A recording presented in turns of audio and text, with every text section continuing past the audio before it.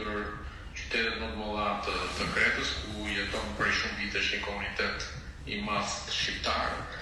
Në fakt në gjithë Kretën jetojnë sipas shifrave zyrtare diku mes 35.000-45.000 shqiptar, të cilët kanë një rol të rëndësishëm në jetën ekonomike të këtij ishulli, që është një destinacion kryesor turistik për Greqinë, ndërsa në Hanja jetojnë diku rreth 10-14.000 shqiptar, të cilët në fakt janë shumë të integruar. Ajo që kam vënë edhe nga biseda me përfaqësuesit e qeverisë vendore të Hanjas, më vjen mirë konstatoj që shqiptarët janë shumë mirë përfaqësuar edhe në këto organet e qeverisë vendore aty dhe bashkëpunimin me ta. Takimi në Hanja do të zhvillohet në pallat sporti, ku do të marrin pjesë një komunitet i madh, jo vetëm aty, po edhe nga zonat përreth, në rrethim, po do të vinë edhe nga Iraki. Do të takohemi edhe me përfaqësues ose drejtues të shoqatave të shqiptarëve aty, pas një dallim të majtë të djathtë, sepse në fund fundit kjo është për ta dhe një vizitë historike që për herë parë një kryeminist shqiptar shkon të takojë. Pasi kemi mbaruar në 29 kjo. Kjo është 29 pas ditës 13. Unë do të nisem pak para jush, në fakt, ndërsa ne nisem 29, po. Po 29. Po ndalojmë direkt aty në Kret. Direkt në Kret. Pastaj ditën tjetër do të kemi edhe një takim tjetër me bashkëpunëtarë që jetojnë në Athinë. Po kthehemi atë ditë nga Kreta në Athinë, besoj. Pas takimit. Po. Pas takimit do kthehemi në Athinë. Dhe pas ditën e së dielës do të kemi një takim tjetër me bashkëpunëtarët në Athinë, ku do ta themi Greqia është e dyta pas Italisë me numrin më të madh të bashkëpunëtarëve të regjistruar për të botën e tyre për 11 maj. Edhe takimi i Athinës do të jetë një takim i madh me përfaqësues jo vetëm nga Athina, por edhe nga zonat përreth që quhet Atiki. Dhe me të mbaruar edhe takimin në Athinës, do të kemi në Tiranë të bashkuar pjesën tjetër të agjendës dhe nëse mund ta themi që sot, 2 javë më pas, pastaj rikthehemi në Itali për të pasur edhe takim po tjetër të rëndësishëm me bashkëpunëtarët tanë që jetojnë në Itali. Kemi përzgjedhur një pikë afër Milanos, sepse ajo është pika më që i bashkon të gjithë dhe që mund marrin pjesë nga të gjitha pjesët e Italisë.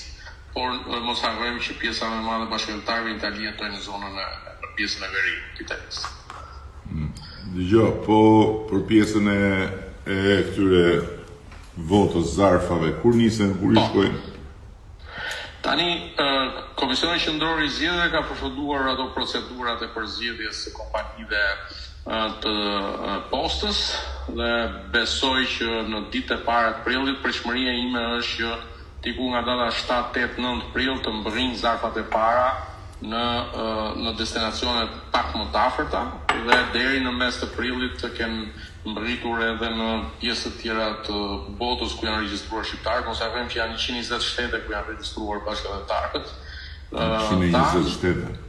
120 shtete. Deri në Japoni. Japonia është një emër i njohur, po për shembull Antigua është një emër që është një emër i veçantë ku janë regjistruar bashkëpunëtarët tanë, apo edhe destinacione pak më do thoya unë të njohura. Për shembull ka të regjistruar shqiptarë në Iran që janë regjistruar për të marrë pjesë në zgjedhje. Mirë se tani hym live këtu, kështu që po ndërpres se kam këtë symsyrin.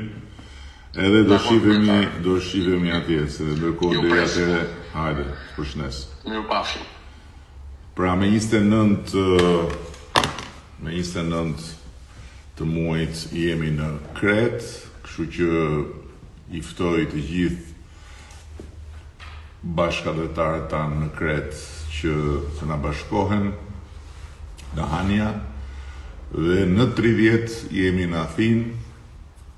Edhe aty me kënaqësi të madhe i ftoj të na bashkohen. Në ndërkohë kemi një të re shumë pozitive komisionerja për zgjerimin, Marta Kos, ka deklaruar që përgëzon Shqipërinë e Maqedoninë e Veriut për shpejtësinë në marrjen e financimit nga plani i rirritjes.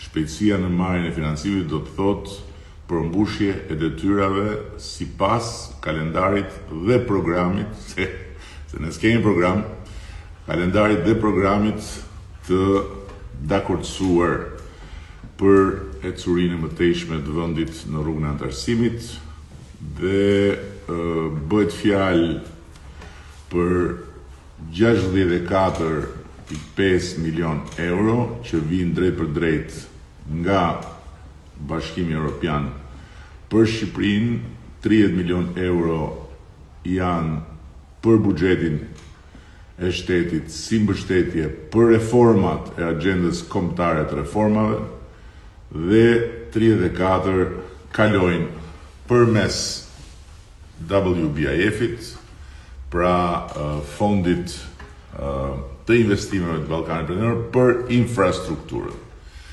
Kështu që besoj se kjo është një tjetër shenjë shumë e qartë e faktit që ne jemi duke ecur me shpejtësi sipas ritmit përcaktuar edhe nga negociatat për tu antarësuar në Bashkimin Evropian. Në ndërkohë,